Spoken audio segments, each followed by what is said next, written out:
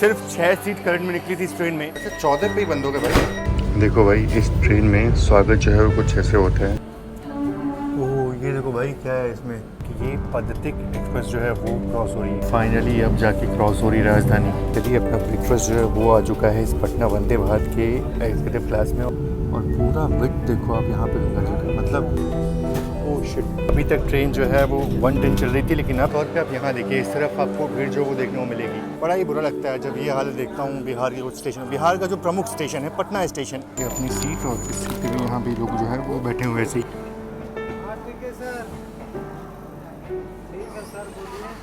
तो good morning, सुप्रभात। और सुबह करीब 4:50 का वक्त हो रहा है और मैं फ़िलहाल खड़ा हूँ एनजेपी रेलवे स्टेशन के बाहर। और यहाँ से ना एक और वंदे भारत की जर्नी जो वो मैं करने वाला हूँ एनजेपी से पटना। और ये गाड़ी जो है वो सुबह 5:15 पे निकलती है और करीब 12:10 पे पटना पहुँच जाती है। देखो सुबह सुबह के वक्त भी इतना ज़्यादा यहाँ पे रश है। अपनी ट्रेन प्लेटफॉर्म नंबर 2 से निकलती है और चलते हैं। मतलब सुबह के वक्त में भी इतने सारे लोग यहाँ पे यात्रा कर रहे हैं, इतनी गाड़ियाँ यहाँ पे आती हैं एनजेपी में कि आप खुद देखो।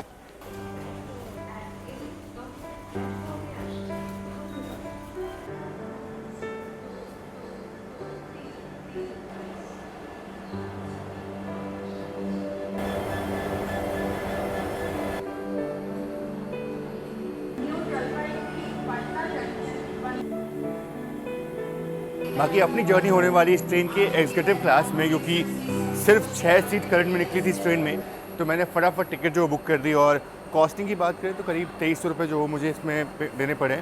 और 473 किलोमीटर की जर्नी होने वाली है और ये ट्रेन अराउंड 7 घंटे का वक्त जो है वो लगाने वाली है। यहाँ पे दरवाजे बंद होने का संकेत जो है वो अब शुरू हो चुका है कि जो भी यात्री बाहर हैं वो अंदर बैठ जाएँ, क्योंकि 5:14 का वक्त हो रहा है। तो बस ये ट्रेन अब यहाँ से निकलने को तैयार है, दरवाजे जो है बंद होने को तैयार है। ये देखो, अच्छा 14 पे ही बंद हो गए भाई। 15 पे डिपार्चर है, 14 पे बंद हो गए। चलिए अपने तय वक्त से करीब 2 मिनट की देरी से अपना डिपार्चर हो रहा है यहाँ से। और हल्का हल्का अंधेरा है, इसलिए डिपार्चर आपको ठीक से दिखा नहीं पाऊँगा मैं। पूरा फॉग जो है वो जमा है इस पर।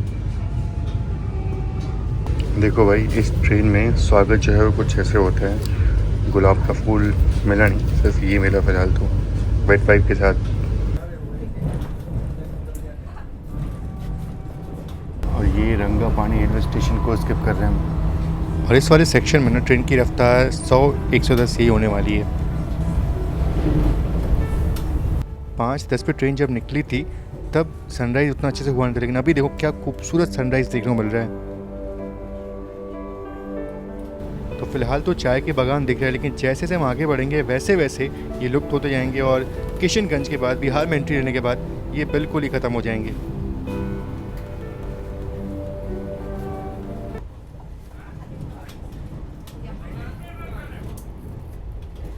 बाकी मॉर्निंग टी अपनी सर्व हो चुकी है और इसमें देखो ये प्रीमिक्स चाय जो है वो मिलती है, मसाला चाय।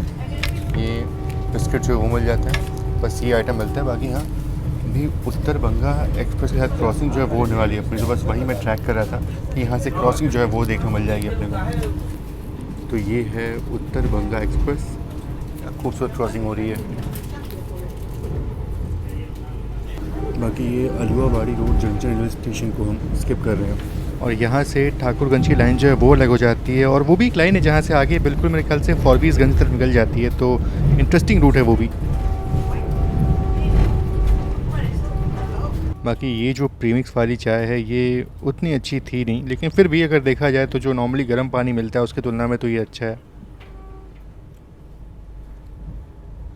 और ये अभी स्किप कर रहे हैं हम गायसाल रेलवे स्टेशन। और 2 अगस्त 1999 ये वो वक्त था जब रात को 1 बजे ब्रह्मपुत्रा मेल और अवध असम बिल्कुल आमने सामने की वहाँ पे टक्कर हुई थी और सैकड़ों लोग यहाँ पे अपनी जान गंवाए थे। तो बहुत ही दुखद घटना में से एक इसको माना जाता है गायसाल ट्रेन एक्सीडेंट के।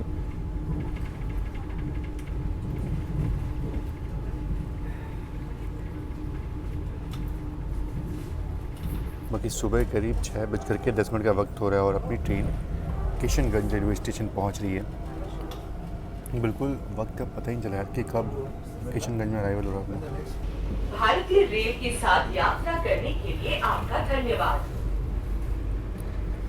फ़िलहाल अभी तो काफ़ी सीटें जो खाली है, लेकिन मुझे लगता है कि शायद किशनगंज और कटिहार के बाद ना ट्रेन पूरी भर जानी है। Thank you for traveling with Indian Railways. बाकी मात्र यहाँ पे 2 मिनट का हॉल्ट है यार, और मतलब यहाँ गेट के पास ही खड़ा हूँ मैं अंदर, मतलब और कहीं घूमने का मन जो है वो नहीं कर रहा है, क्योंकि बहुत डर होता है कि गेट कब जो वो बंद हो जाए। बाकी यहाँ किशनगंज जो है इसको चाय नगरी के नाम से भी लोग जानते हैं, क्योंकि बिहार का ये एकमात्र ऐसा ज़िला है जहाँ पे चाय का प्रोडक्शन जो है वो होता है। करीब 30,000 हेक्टेयर में यहाँ पे चाय का प्रोडक्शन जो है वो होता है, और एक ज़माने में ये पूर्णिया डिस्ट्रिक्ट का हिस्सा होता था, लेकिन 90 के बाद इसको अलग ज़िला जो है वो बना दिया गया। बाकी हाँ एक चीज़ ये भी है कि इसको पहले नेपालीगंज के नाम से लोग जानते थे, क्योंकि यहाँ पे काफ़ी लोग जो हैं वो नेपाल से आके व्यापार जो है वो करते हैं। बाकी चलो यार अंदर चलते हैं, बहुत हो गया। ये एक डिसएडवांटेज है वंदे भारत का कि आप स्टेशन पे बाहर अच्छे से घूम नहीं सकते हो। मात्र 2 मिनट से दरवाजे खुले थे और अब दरवाजे जो बंद हो रहे हैं।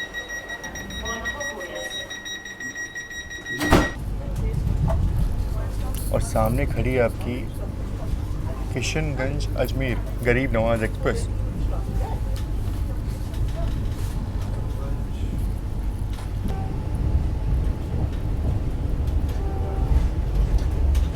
भारतीय रेल किशनगंज स्वागत करती है।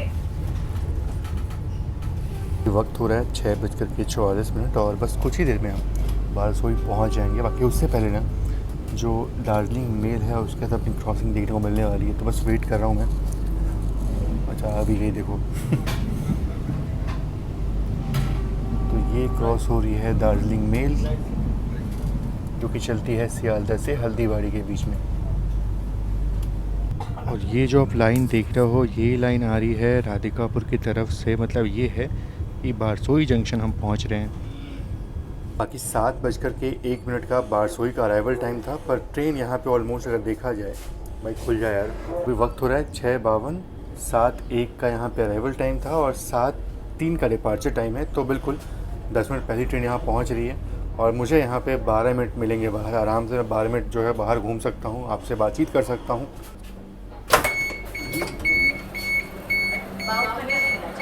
यहाँ पे अपनी ट्रेन 10 मिनट पहले पहुँच चुकी है। अच्छा खासा टाइम जो है वो अपने को मिल रहा है यहाँ पे। बाकी मैंने आपको जो वो लाइन दिखाई थी ना, वही लाइन यहाँ से निकलती है बांग्लादेश की तरफ। बिल्कुल आखिरी स्टेशन राधिकापुर आता है यहाँ पे इंडिया के पास, वहाँ से 0 लाइन जो है वो शुरू हो जाती है। बीरलगढ़ कोई स्टेशन है, उसके बाद से ट्रेन जो है वो बांग्लादेश में इंटर हो जाती है और फिर आगे वो निकल जाती है मेरे ख्याल से पार्वतीपुर की तरफ। तो वो बांग्लादेश का रूट है। बाकी हाँ इस तरफ डिपार्चर हो रहा है मेरे ख्याल से। देखो कोलकाता राधिकापुर ये ट्रेन जो है वो चल रही है। राधिकापुर जो है बिल्कुल लास्ट रेलवे स्टेशन है अपना बांग्लादेश बॉर्डर के पास में। और मेरे ख्याल से बांग्लादेश की तरफ कोई पैसेंजर ट्रेन ऑपरेट नहीं हो रही, फिलहाल सिर्फ फ्रेट ट्रेन ही चल रही है उस तरफ।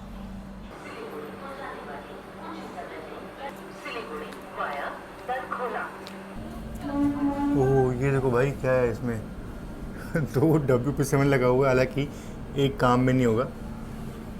ये पैसेंजर ट्रेन में लगा है भाई, पैसेंजर ट्रेन में WP7 जो है वो लगा, क्या दिन आ चुके हैं, बढ़िया। ये मेरे ख्याल से कटिहार राधिकापुर नहीं कटिहार सिलीगुड़ी होगा शायद पैसेंजर ट्रेन। ये बढ़िया था। बाकी चलो काफ़ी देर यहाँ पे ट्रेन रुकी रही, अब दरवाजे जो है वो बंद हो रहे हैं। बाकी बिल्कुल अपने डॉट टाइम पे डिपार्चर हुआ है, 7:03 पे ट्रेन यहाँ से निकल चुकी है।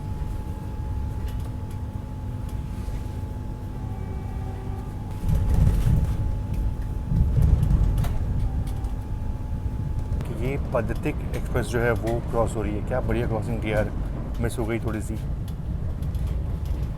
बाकी देखो 7:34 का वक्त हो रहा है और अभी अपनी ट्रेन कटिहार पहुंचने वाली है। मेरे ख्याल से ये तो कटिहार बाईपास करने वाली लाइन जो है वो होगी। कृपया अपना सारा सामान अपने साथ ले जाना न भूलें। अपने तय वक्त से करीब 2 मिनट पहले कटिहार पहुंच जाएंगे। और बाकी ये जो आप लाइन देख रहे हो ना, ये लाइन पूर्णिया से आके यहाँ मिलती है कटिहार में। बाकी यहाँ पे ट्रेन अपनी 2 मिनट पहले ही पहुँच गई। यहाँ से डिपार्चर 7:45 पे है, तो 5 मिनट आराम से यहाँ मिलने वाले अपने को। बाकी बात करूँ मैं कटिहार की, तो मैंने आपको स्टार्टिंग बता दिया था कि एक यहाँ से लाइन जो है वो पूर्णिया की तरफ निकलती है, एक यहाँ से कुमेतपुर की तरफ लाइन जो है वो निकलती है, एक लाइन तेज नारायणपुर की तरफ निकलती है और एक लाइन तरफ जाने वाले, यानी कि अपनी ये खगड़िया वाली लाइन। तो इसीलिए ये एक जंक्शन रेलवे स्टेशन है और बहुत ही इंपॉर्टेंट जंक्शन रेलवे स्टेशन है ये, बिल्कुल ये एक डिवीज़न भी है। कटिहार जो है वो NFR यानी कि नॉर्थ ईस्ट फ्रंटियर रेलवे के अंडर में आता है, उसका डिवीज़न है ये। तो बिल्कुल ये जंक्शन तो है ही, लेकिन एक इम्पॉर्टेंट डिवीज़न भी है NFR का। और यहाँ पहुँचते पहुँचते हमने करीब 183 किलोमीटर की जर्नी पूरी कर ली है और ऑलमोस्ट 3 घंटे ट्रेन को लगे हैं ये 183 किलोमीटर की जर्नी पूरी करने में। इस सेक्शन पे स्पीड है नहीं, मतलब 100-110 ट्रेन चलती है, इसलिए इसको इतना टाइम जो वो दिया गया है। अगर यही दिल्ली ग्वालियर वाला लाइन होता ना तो 183 किलोमीटर की जर्नी हम मात्र 2 घंटे में पूरी कर लेते। तो यहाँ पे 1 घंटे एक्स्ट्रा जो है वो लगता है, बिकॉज ट्रैक्स जो हैं वो इतने कंपैटिबल नहीं है कि 130 ट्रेन चल सके यहाँ पे। 6:45 का डिपार्चर है और दरवाजे बंद होने के संकेत जो है वो हो चुके हैं।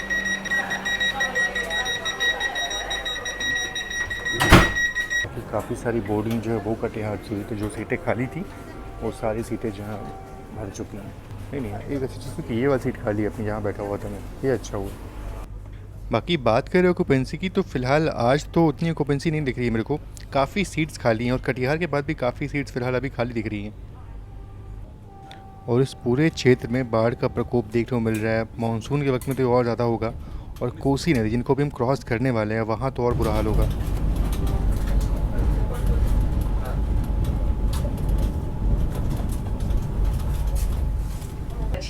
Khagadia, Begusrai, Patna City and Patna Junction will be provided with 500 ml rail neer along with breakfast. Thank you for your cooperation. और मैं यहाँ विंडो पे कब से जो डिब्रूगढ़ राजधानी है उसका वेट कर रहा हूँ कि क्रॉसिंग होने वाली उससे।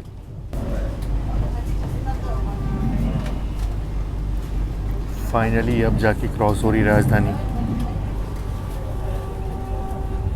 काफ़ी देर से वेट कर रहा था क्रॉसिंग का, फाइनली अब जाके क्रॉसिंग जो है वो हुई है।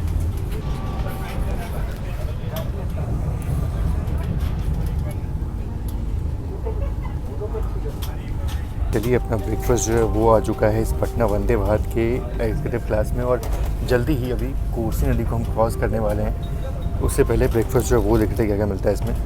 पहले एक बार एक काम करते हैं, पहले सब कुछ खोल लेते हैं अच्छे से, उसके बाद दिखाते हैं। तो ये है ब्रेकफास्ट जहाँ पे पोटैटो फ्राइज़ और वेजीज़ जो है वो मिल जाते हैं। ठीक ठाक देखने में लग रहे हैं, मतलब ट्राई कर सकते हैं इसको। बाकी मेन तो कटलेट आइटम जो है वो है, कटलेट जो है वो ट्राई करना है मुझे, स्ट्रिंग कैसा है। बाकी फिर वही जो पैक्ड आइटम होते हैं वही सब है, मतलब ब्रेड है, कॉर्नफ्लेक्स है और यहाँ पे पॉपकॉर्न जो है वो मिला हुआ, जूस है, तो यही सब जो है वो मिल जाता है आपको। बाकी देखो कोसी नदी को हम क्रॉस करने वाले हैं और कोसी का कहर देखो आप, यहीं से आपको देखना शुरू हो जाएगा कि बिहार में किस कदर कोसी का कहर जो है वो देखने को मिलता है। अब देखो यहाँ तक पूरा पानी जो भरा हुआ है, और उधर भी आप देखो रोड के उस तरफ भी आप देखो पूरा पानी जो है वो भरा हुआ है।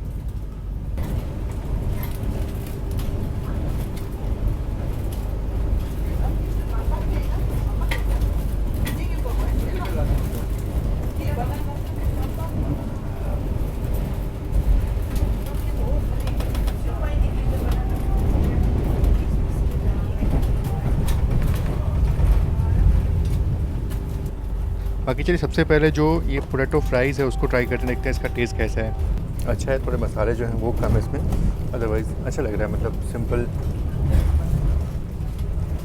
पोटैटो फ्राई जो है वो है अच्छा है। बाकी मेन चीज़ तो एक कटलेट है,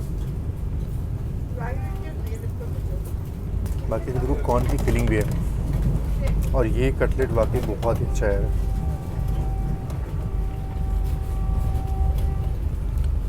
one of the best cutlet जो मैंने खाया हो किसी भी ट्रेन में, उनमें से ये एक होगा। मतलब मुझे बहुत ही अच्छा लगा कटलेट यहाँ का।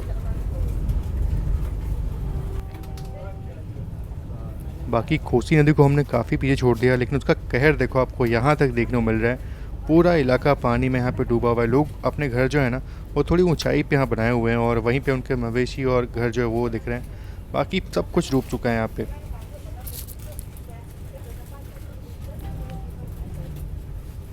बाकी ये देखो ये पूरा खेत का खेत डूबा हुआ है। पोल जो लगे हैं वो आधे डूबे हुए हैं। पेड़ मतलब पेड़ भी ठीक ठाक डूबे हुए हैं, आधे डूबे हुए हैं पेड़ भी।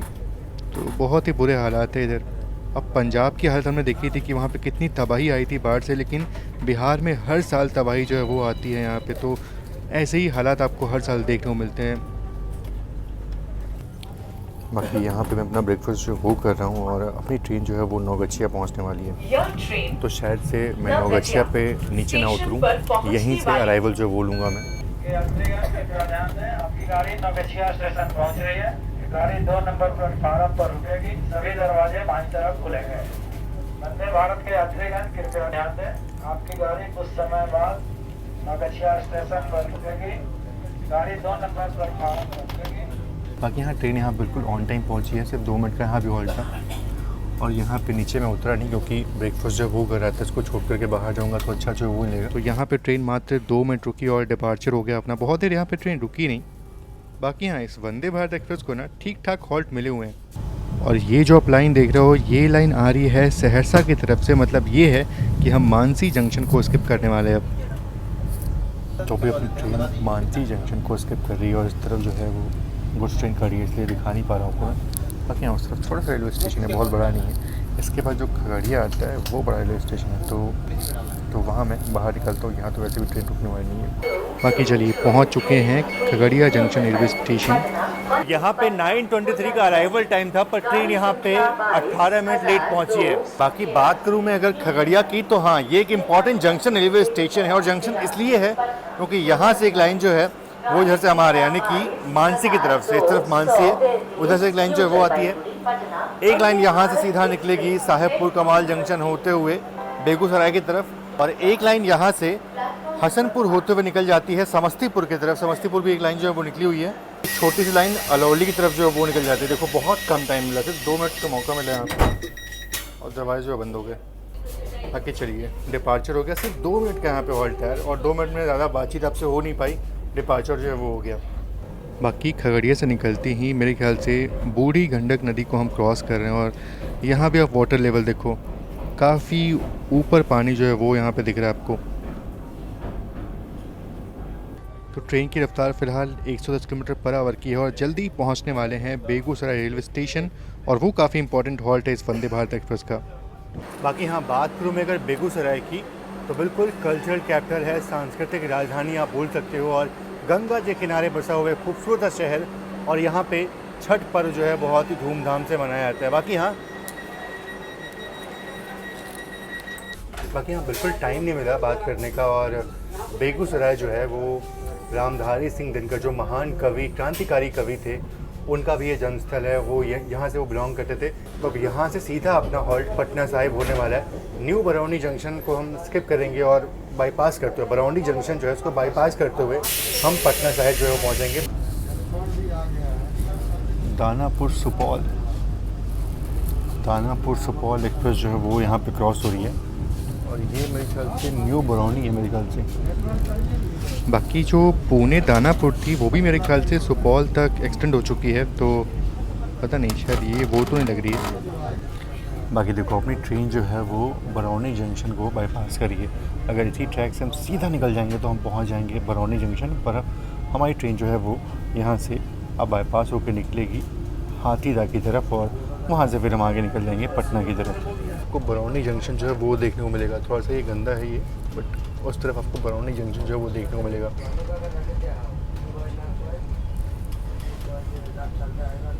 और ये मेंटेनेंस के लिए बांद्रा टर्मिनस बरौनी एक्सप्रेस के रेक्स जो है वो यहाँ खड़े हैं।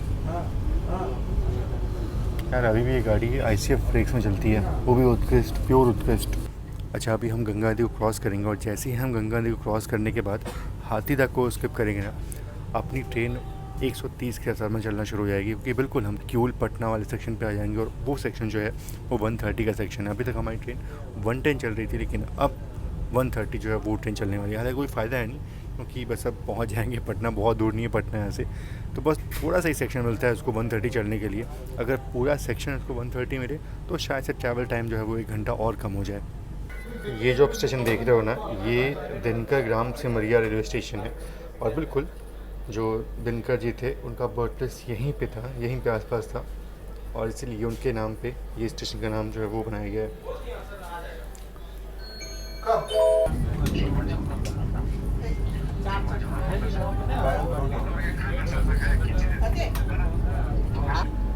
और यहाँ पे कटिहार पटना इंडस्ट्री एक्सप्रेस को ओवरटेक कर रहे हैं। पहले ये राजेंद्रपुर रेलवे स्टेशन है और यहीं पे इसको ओवरटेक कर रहे हैं। डिब्रूगढ़ एलटीटी है वो बिल्कुल आगे ही चल रही है, तो उसको भी ओवरटेक जल्दी करने वाले हैं। तो अपनी ट्रेन को भी यहीं पे रोक दिया गया है और सामने खड़ी है कटिहार पटना इंटरसिटी।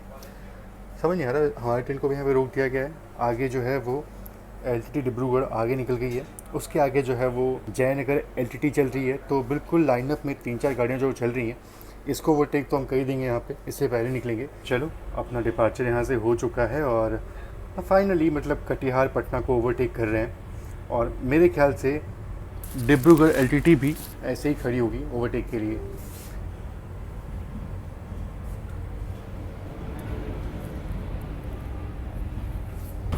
बाकी यहाँ पे एक नया ब्रिज का कंस्ट्रक्शन जो है वो है और फाइनली यहाँ पे हम गंगा नदी को क्रॉस कर रहे हैं, विशाल गंगा नदी। ये देखिए यहाँ पे एक नए पुल का निर्माण जो है वो हो रहा है। तो बात करें इस पुल की तो ये रेल कम रोड पुल है और आज़ाद भारत का ये पहला ब्रिज था उस टाइम पे, और इसका जो फाउंडेशन है वो हमारे देश के पहले राष्ट्रपति डॉक्टर राजेंद्र प्रसाद जी ने रखा था।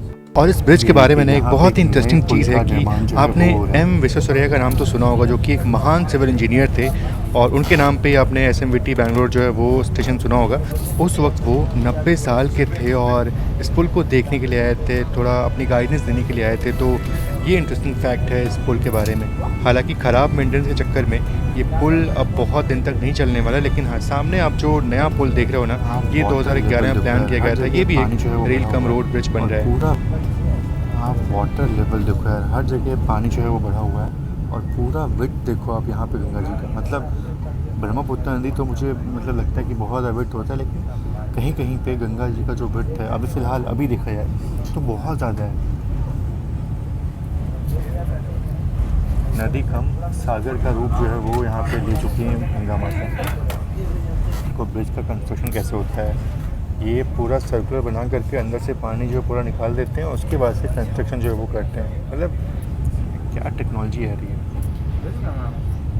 तो मार्च 2016 में इसका इनॉग्रेशन किया गया था और 2021 तक इसको शुरू होना था, लेकिन फ़िलहाल अभी लेट हो रहा है और मेरे ख्याल से 2025 के एंड या फिर पता नहीं 26 के स्टार्टिंग में ये शुरू होगा।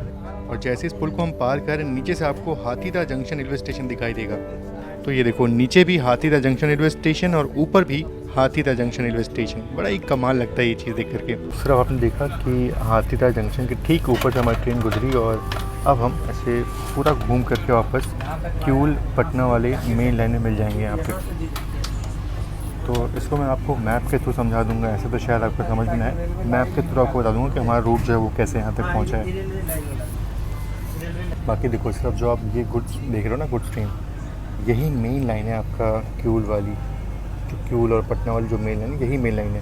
हाथीदह नीचे था, हम ऊपर से आए हैं, ब्रिज के ऊपर से हैं और अब जाके हम इसमें मर्ज होने वाले हैं। देखो, और इस लाइन में मर्ज होते ही और हमारी ट्रेन की रफ्तार जो है वो 110 से 130 हो जाएगी, क्योंकि ये जो रूट है वो 130 सपोर्टेड है। अब देखो, यहाँ पे गुड्स को यहाँ पे रुका गया था और हमें यहाँ पे एंट्री मिल चुकी है इस मेन लाइन में। यहाँ पे किसी तो ट्रेन को ओवरटेक कर रहे हैं हम। इसको ट्रैक बिल्कुल नहीं कर रहा था मैं, कोई नॉर्मल पैसेंजर ट्रेन लग रही है मेरे को। बाकी मैं फ़िलहाल अभी ट्रैक कर रहा हूँ डिब्रूगढ़ एलटीटी एक्सप्रेस को। उसको ओवरटेक जो है वो मैं दिखाऊंगा, उसको ओवरटेक। फ़िलहाल ये कोई पैसेंजर ट्रेन इसको ओवरटेक कर रहे हैं।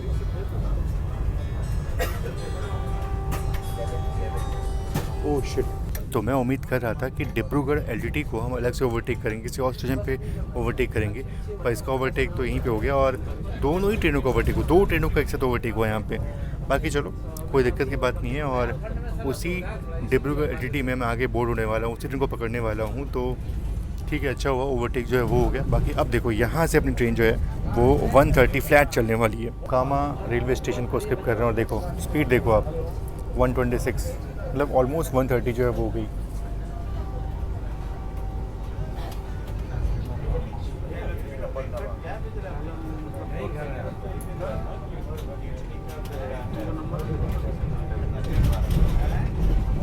अभी तक ट्रेन जो है वो 110 चल रही थी, लेकिन अब इस रूट पे आने के बाद 130 जो है वो हो चुकी है। ये है असली वंदे भारत की रफ्तार।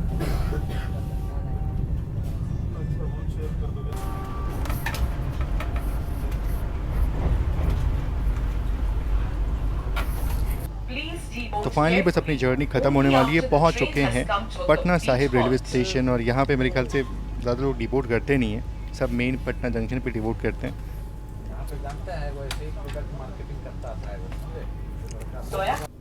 और यहाँ पे भैया से मैंने ऐसे ही हाई हेलो कर लिया क्योंकि दरवाजे बंद हो चुके थे, तो यहाँ से भैया से हाई हेलो किया। और थोड़ा ऑड लगता है ऐसे, मतलब अगर गेट बंद हो कोई सामने से मिलने आ रहा हो तो। बाकी ये स्किप कर रहे हैं Rajendra Nagar terminal railway station, काफ़ी इंपॉर्टेंट रेलवे स्टेशन है ये भी इस रूट का। और मुझे लगता है शायद बिल्कुल ऑन टाइम हम पटना जंक्शन पहुँच रहे हैं अब। कृपया ट्रेन के रुकने के बाद ही सावधानी से उतरें। तो 12:10 का अराइवल था, 12:15 हो चुके हैं। ठीक है, मतलब 5 मिनट की देरी चलती है इतनी, तो मैं तो इसको ऑन टाइम ही मानूंगा। बाकी चलिए फाइनली पहुंच गए हैं यहाँ पे और बिल्कुल ऑन टाइम ट्रेन यहाँ पहुंची है, लेट नहीं हुई। बाकी अब मैं यहाँ से जो LTT डिब्रूगढ़ है उससे जाने वाला हूँ DDU तक। वो ट्रेन पीछे छूटी है, हमने उसको ओवरटेक किया था, वो ट्रेन अभी बख्तियारपुर नहीं पहुँची है, तो देखते हैं कब तक यहाँ पहुँचती है। 1:25 का टाइम उसका यहाँ पे है। हालांकि पटना साहिब और पटना जंक्शन के बीच में उसको काफ़ी टाइम जो दिया गया है, मतलब 1 घंटे का वक्त जो दिया गया है, तो शायद से वो उसमें कवर कर ले और अपनी ट्रेन ऑन टाइम यहाँ पहुँच जाए। बाकी देखते हैं कि उस ट्रेन का अराइवल कब होता है। बाकी अगर बात करूँ मैं इस वंदे भारत की, तो वंदे भारत अच्छी है, खाना पीना इसका अच्छा लगा मुझे, मतलब जो ब्रेकफास्ट था वो मुझे काफ़ी अच्छा लगा। लेकिन एक चीज़ मुझे अच्छी नहीं लगी कि यहाँ पे ना लोग जो टॉयलेट्स को बहुत गंदा कर देते हैं यार। मतलब मैंने देखा कि लोगों ने कुछ तो वो गुटखा खा के थूका हुआ था, उसे पूरा वो वॉश बेसिन जो है वो पूरा जाम हो गया था। तो ये जो है ना, ये एथिक्स हमको सीखना पड़ेगा, ये कुछ चीज़ें हमको सीखनी पड़ेगी। इतनी सी ट्रेन हमको मिल रही है तो थोड़ा सा उसको साफ़ रखने का जिम्मा जो है वो हम भी उठा लें। अगर ट्रेन को साफ़ सुथरा रखना है तो जो सफाई कर्मचारी हैं, जो OBJ से, वो तो मेहनत करता ही है, लेकिन हमको भी कहीं ना कहीं अपना सहयोग जो है वो देना चाहिए। बस मेरा ये है। तो बस यही था एक छोटा सा रिव्यू उस ट्रेन के बारे में। बाकी अब मैं बैठ कर के इंतज़ार करता हूँ डिब्रूगढ़ LTT एक्सप्रेस का, और उसके बाद से उसकी जर्नी को आगे बढ़ाऊँगा। ये देखिए कहीं तो ये कहीं जाने वाली ये मेमू ट्रेन है और इसके लिए इतना रश जो है वो देखने को मिल रहा है। मतलब काफ़ी लोग जो हैं वो जैसे तैसे अंदर घुसे हैं यहाँ से। देखो किस तरह से लोग जो हैं वो अंदर जाने के लिए जद्दोजहद करते हैं। फिलहाल अभी तो थोड़ा ठीक हो गया, इसके पहले बहुत भीड़ थी यहाँ पे। तौर पे आप यहाँ देखिए, इस तरफ आपको भीड़ जो वो देखने को मिलेगी। यहाँ काफ़ी लोग जो हैं देखो बाहर वेट कर रहे हैं, और ऐसे जैसे ट्रेन यहाँ लगी ना, तुरंत लोग यहाँ भाग दौड़ भी लग गए। तो अपनी डिब्रूगढ़ LTT जो है वो करीब 1 घंटे 20 मिनट लेट चल रही थी, लेकिन पटना जो है, पटना साहिब रेलवे स्टेशन सिर्फ 26 मिनट लेट पहुँची है क्योंकि स्लैग था। और अभी ना 10 किलोमीटर के लिए इसको 1 घंटा दिया गया था, तो मुझे लगता है कि बिल्कुल ऑन टाइम यहाँ पहुँच जाएगी। अपनी ट्रेन पटना साहिब से निकल चुकी है, राजेंद्र नगर पहुँचने वाली है, लेकिन अभी भी कोई अनाउंसमेंट जो वो नहीं हुई है कि ट्रेन किस प्लेटफॉर्म पे आ रही है, नंबर कुछ, मतलब कुछ भी नहीं है यार। ये पटना जंक्शन का भैया नहीं, किसी और गाड़ी का अनाउंसमेंट यहाँ पे हो रहा है। अब देखिए हम तो भैया नेट पे भरोसा करके 2 नंबर पे आए थे, पर 2 नंबर पे तो अभी ये गुड्स ट्रेन जो है वो आ रही है, तो इस पर तो नहीं आएगी वो। अब चल के खुद ही प्लेटफॉर्म जो है वो अपने को ढूंढना पड़ेगा कि किस प्लेटफॉर्म की गाड़ी जो है वो आएगी। मैं चाहता हूँ अच्छा दिखाना, मैं सच में चाहता हूँ बिहार में अच्छा दिखाना, बिहार के रेलवे स्टेशन को अच्छा दिखाना। सब कुछ बहुत अच्छा होता है, लेकिन एक्सपीरियंस जो होता है ना वो कभी कभी ख़राब, कभी नहीं है। मुझे लगता है कि मेजॉरिटी में एक्सपीरियंस जो है वो ख़राब हो जाता है मेरे यहाँ पे। अब देखो भैया, किसी भी प्लेटफॉर्म पे कोई कुछ नहीं है यार। जब ट्रेन का यहाँ पे अराइवल हो, जब मैं ढूंढ के प्लेटफॉर्म यहाँ पहुँचा हूँ, लोगों से पूछ करके, वेंडर से पूछ करके, तब उसके बाद से अनाउंसमेंट हो रहा है कि आपकी ट्रेन इस प्लेटफॉर्म पे आ रही है। भैया मतलब सही है, बढ़िया है। और अनाउंसमेंट क्या हो रही है, तिनसुखिया से चलकर LTT को जाने वाली, हालांकि ट्रेन जो है वो डिब्रूगढ़ से आती है। चलो खैर जो भी हो, इस ट्रेन को हमने ओवरटेक किया था ताल जंक्शन के पास।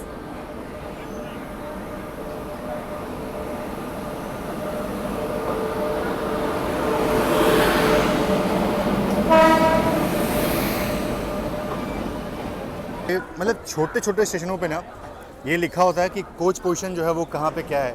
यहाँ पे कुछ भी नहीं है, कोच पोजीशन तो भूल ही जाओ, यहाँ पे कुछ नहीं है भाई। कौन सा कोच कहाँ पे आने वाला है वो आप नेट पे देखो, उस हिसाब से आप तैयारी करो। जहाँ ज़रूरत ज़्यादा है, मतलब यहाँ थोड़ा सा मतलब ज़रूरत ज़्यादा है कि लोगों को यहाँ पे दिखाया जाए कि भैया आपकी गाड़ी इस प्लेटफॉर्म पे आ रही है और ये आपका कोच पोजीशन है। ये चीज़ यहीं पे नहीं है। बड़ा ही बुरा लगता है जब ये हालत देखता हूँ बिहार के कुछ स्टेशन। बिहार का जो प्रमुख स्टेशन है पटना स्टेशन, मेन स्टेशन है, उसकी ऐसी हालत देख करके थोड़ा बुरा लगता है। जो बेसिक चीज़ें होती हैं वो यहाँ पे वो चीज़ नहीं है। बाकी ये पटना से डीडीयू की जर्नी जो है वो मैं आपको दिखाने वाला नहीं हूँ। कुछ अगर स्पेशल होगा दिखाऊंगा, वरना सीधे मिलूंगा डीडीयू में और वहीं पे इस जर्नी को एंड करने वाला हूँ मैं। बाकी हाँ, हमेशा की तरह काफ़ी लोग जो है वो अंदर बैठे हुए हैं, जिस मतलब जिनके पास लेजिट टिकट जो है वो नहीं होता है, वो भी बैठे हुए हैं।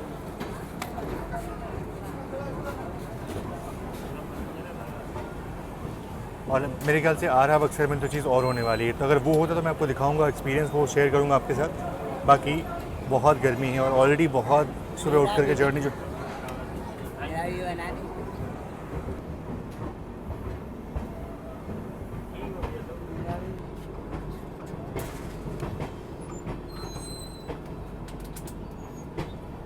कि अपनी ट्रेन दानापुर रुकी हुई थी। मैं शूट तो नहीं करने वाला था, लेकिन आपको अंदर की हालत जो है वो दिखा देता हूँ कि क्या होता है जब ट्रेन बिहार में एंटर होती है। तो ये देखिए, अंदर भी काफ़ी लोग जो है बैठे हुए हैं, मतलब वही है बिना टिकट वाले लोग जो हैं। ये अपनी सीट और इस सीट पे भी यहाँ भी लोग जो है वो बैठे हुए ऐसे ही, अंदर भी काफ़ी लोग ऐसे ही घुसे हैं।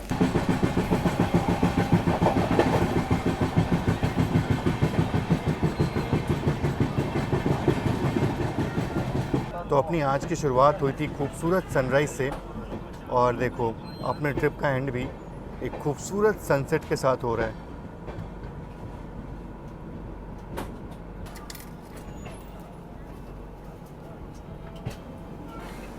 हाँ ठीक है सर, ठीक है सर, बोलिए। हाँ सर बोलिए ना। चलिए फाइनली अब अपनी जर्नी यहाँ पे होती है ख़त्म। वंदे भारत का एक्सपीरियंस मैंने आपके साथ शेयर कर दिया। यहाँ तक मैं पहुँच गया सकुशल। सुबह 5 बजे निकल करके शाम को करीब 5:30 बजे यहाँ पहुँचा हूँ मैं एनजेपी से डीडीयू, और अब यहाँ से मैं निकल जाऊँगा बनारस की तरफ।